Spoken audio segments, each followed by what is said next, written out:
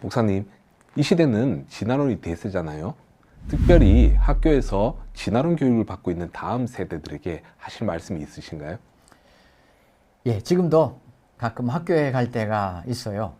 기독교 학교가 아니고 일반 학교에 강의하러 갈 때가 있는데 이때는 상당히 조심스럽습니다. 그런데 이제 내가 누구인지를 알고 초청을 했기 때문에 창조론 강의를 내가 안 하면 누가 하겠나 그런 생각이 들어서 강의를 늘 합니다. 그런데 내 강의를 듣는 학생들이 90% 이상이 진화론을 믿고 있습니다. 어떤 모임에서 내가 지금은 학교에서 진화론을 3학년 때부터 배우기 시작하고 그렇기 때문에 누구나 다 이렇게 세뇌가 되고 있다. 그랬더니 한 학부모가 손들고 뭐라 그런지 알아요? 요즘은 3학년 되기 전에 유치원에서부터 진화론을 배웁니다. 라고 해가지고 제가 깜짝 놀랐습니다. 유치원 때부터 공룡이 어떻게 멸종됐는지 뭐 이런 것도 가르치고 뭐 이러면서 진화론을 가르친다는 거예요. 그러나 지금은 진화론 시대로 진화론을 그야말로 거의 90% 100%가 세뇌되도록 그렇게 아주 어려서부터 유치원부터 이렇게 가르치고 있다는 사실을 우리는 알아야 됩니다. 그래서 저들은 대부분 진화론을 사실로 믿고 있죠.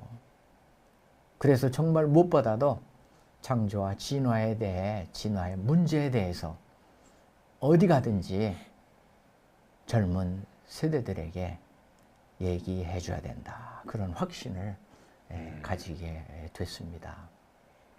그래서 한 강의에서 학생들에게 이렇게 질문을 했어요. 여러분, 강아지 많이 키우죠? 그런데 강아지하고 여러분하고 같은 조상에서 진화된 똑같은 존재인가요? 라고 물어봅니다. 강아지도 지금까지 많이 진화했는데 그러면 어떻게 여기까지 온 거고 우리는 계속 이렇게 진화해요? 인간으로까지 이렇게 진화했는가? 과연 사람과 강아지가 똑같은 그런 진화 과정을 거치고 있는가? 라고 물으면 달라요. 대부분 다르다고 그렇게 대답을 합니다. 그러면 뭐가 다르냐? 고 물어보면 여기저기가 다르다고 나오지만 그 중에 개나 짐승들은 영혼이 없다는 걸 알려줘요. 강아지들이 뭔가 사랑하고 일부 소통을 하는 것 같지만 사실 짐승이 예배하고 하나님 앞에 기도하고 그런 행위는 절대로 하지 않거든요.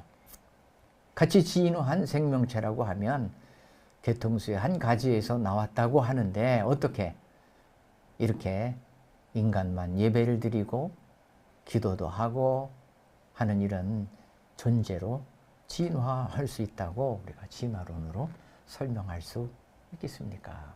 라고 물어봅니다.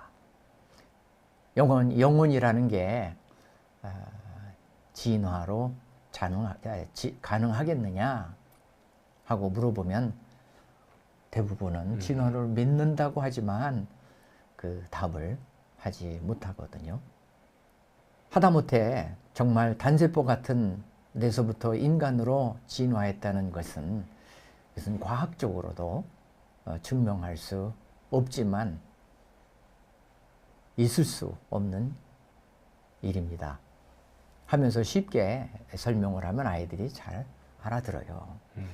요즘 아이들이 아주 명특해서 잘 이해하고도 우리 배움의 교회에서도 주일학교 애들 모아놓고 창조과학 특강을 해본 적이 있는데 궁금한 게 얼마나 많은지 뭐 요즘 아이들이 얼마나 총명한지 질문도 많고 또 설명해 주니까 잘 이해하고 굉장히 좋아하는 것을 경험했습니다. 아이들에게 이 사실을 일찍 가르친다는 건 정말 중요한 것 같아요. 어려서부터 진화론에 물들기 전에 하나님의 말씀을 가르치는 게 중요한 것 같습니다. 정말 꼭 필요하다고 저도 생각합니다. 그런데 이제 걱정하는 분들이 있어요. 어떤 분들은 창조론을 배우고 학교 가서 진화론을 배울 텐데, 그런데 잘못하면 교수님과 선생님에게 미움받을 수도 있고, 시험 볼 때 또 일부러 틀릴 수도 있고, 아이들이 혼란스러울 것 같은데, 참 부모로서 걱정이 되곤 해요. 그런데요, 저는 이런 문제에 대해 이렇게 생각합니다. 학교에서 배우는 진화론은 어리석은 과학이지만, 그래도 학교에서 배우는 것도 우리가 무시하면 안 됩니다. 진화론도 알고 그에 대한 대비를 잘하면 우리 아이들이 잘 이기게 됩니다. 진화론보다 우리가 더 많은 것을 이해하고 알고 있으면 아이들이 감당할 수 있는 힘을 얻게 돼요. 언제든 어디서든 창조론과 진화론은 부딪히게 되어 있습니다. 언제든 부딪힐 텐데 우리가 이걸 미리 알고 대비하면 이들이 얼마나 참 신나겠어요. 그 부딪힘을 두려워하지 않아도 될 것 같아요. 오히려 자랑스럽고 그렇게 힘있게 준비하는 그런 어른들이 되기를 바랍니다. 부딪힘을 두려워하지 말고 자랑스러워하라. 잘 준비해서 오히려 어려움을 견디는 힘을 기르는 것이 필요하다는 말씀이시죠? 네, 맞습니다. 엄마는 그런 어려움을 피하게 하려고 하잖아요. 어려움을 피하는 게 즐거워요? 해결 방법인가요? 아니에요. 그건 어려워도 되고 반드시 넘어야 하는 어려움이니까 오히려 성장한다고 봐요. 옛말에도 적을 알아야 적을 이길 수 있다고 하잖아요. 그렇지 않으면 정말 청소년기에 고민하다가 결국은 신앙을 떠나는 애들도 많이 있지 않습니까? 맞습니다. 과학이 다 틀린 게 아니라 일부 진화만 틀린 건데 과학에 대해서도 다 혼란스러우면 안 됩니다. 오히려 거기서 과학에서 진리가 아닌 팩트가 아닌 것들을 걸러내면 진짜 팩트에 집중할 수 있고 오히려 창조과학하는 친구들이 더 과학을 진짜 심도 있게 통찰력 있게 할 수 있다는 생각이 듭니다. 저희 한국창조학회 대구지부에서는요, 학생들이 과학 지식에서 사실과 해석을 구분하는 강의를 합니다. 저는 이 시대를 살아가는 다음 세대에게 꼭 필요한 훈련이라고 생각합니다. 아, 그럼요.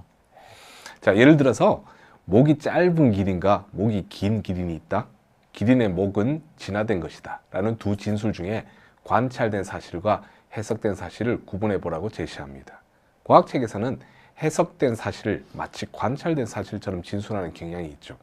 관찰된 사실과 해석된 사실을 구분하는 간단한 훈련만으로도 학생들이 진화론이 가지고 있는 문제점을 잘 이해하는 것 같았습니다. 그리고 성경으로 세상을 더 잘 설명할 수 있다는 사실을 보여줍니다. 그래요. 교회에서 창조론 배우고 학교에 가서 힘들어질까 봐 부모님들 염려하지 마세요. 우리의 근거는 어디에 있다고요? 성경에 있습니다. 아멘. 스스로 알 수 없는 부분. 그래서 하나님이 가르쳐 주신 이 정답이 바로 성경에 있는 겁니다. 너무 귀한 말씀 해주셔서 감사합니다. 저에게는 큰 도전이 되는 시간이었습니다. 목사님에게 성경은 어떤 의미가 있을까요? 네, 한마디로 말하면 간단합니다. 성경은 나를 구원한 책입니다. 아, 성경은 나를 구원한 책이다. 네. 앞에서 얘기했지만 1년 동안은 그냥 여학생 쫓아다니려고 그리고 교회 다녔다고 말씀드렸잖아요.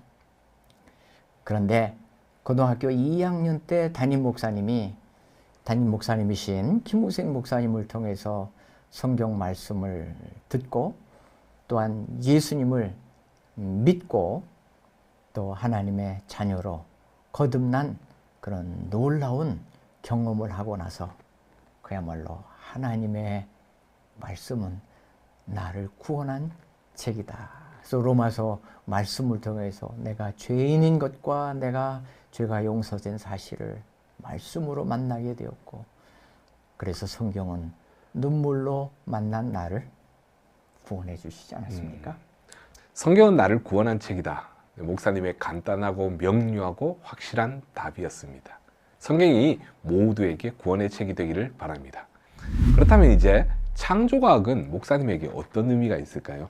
예, 창조과학은 하나님이 나에게 주신 업이라고 표현하겠습니다. 예, 그 불교에서 말하는 업은 아니죠. 예, 그것은 아니고 창조과학은 내가 해야 할 하나님이 주신 이 일이라고 말씀을 드리고 싶습니다. 미국으로 유학 가기 전까지 창조과학 간사 2년 동안 그 전임 간사로 그렇게 있었습니다. 82년 1월부터 84년 말까지 간사로 일을 했는데 월 20만 원밖에 못 받았어요, 그때는. 그러나 그 20만 원은 정말 큰 돈은 절대 아니었지만 그래도 하나님께서 창조과학을 통하여 내가 하나님의 일을 업으로 삼아 하게 하시고 20만 원은 모자르지만 그러나 하나님께서 나머지 모든 것을 굶게 하시고 다 채워주셔서 지금까지 그 사역을 통하여 업으로 삼아 하나님 앞에 섬기고 또 모든 삶을 지금 이렇게 풍요롭게 살고 있지 않습니까? 명지대학교 생물학 교수로 오게 된 것도 창조과학을 했기 때문이에요.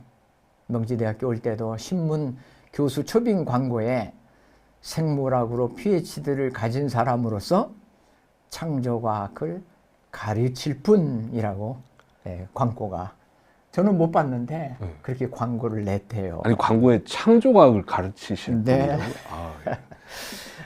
그래서 저는 몰랐지만 창조과학회가 그걸 다 보고 창조과학회에 있는 분들이 야, 내 명지대학교에 교수 지원하려고 그러는데 어떡하면 돼요? 그때 다 우리 간사들이 그거 우리 이웅상 목사님 자리니까 아무도 넣지 마. 그래서 제가 면접 봤는데 혼자 사실 교수가 되는 게 참 쉽지 않잖아요. 근데 이렇게 신문까지 광고가 났는데 저 혼자 면접을 하고 그리고 30년 동안 교수로 가르쳤잖아요. 창조과학은 누가 뭐래도 제 업입니다. 예, 그렇죠. 네, 업이었어요. 그거 아니면 나는 학교에 교수로 있을 수도 없었고 또한 밥도 먹을지 말지 정말 자신이 없고 그 창조과학은 정말 하나님께서 나를 평생 일하고 섬기고 이런 귀한 하나님이 주신 업이라고 저는 자랑할 수 있습니다. 창조과학은 나의 업이다. 너무 좋습니다. 정재훈 이사님께서도 창조과학은 예, 저의 뭐다? 업입니다. 업. 업이다. 우리 기독교 인구가 예전만 못해도 한 700에서 800만 원들이라고 믿는데 진화론과 싸우려면 그 중에 100만은 구독하고 봐야 하지 않을까요?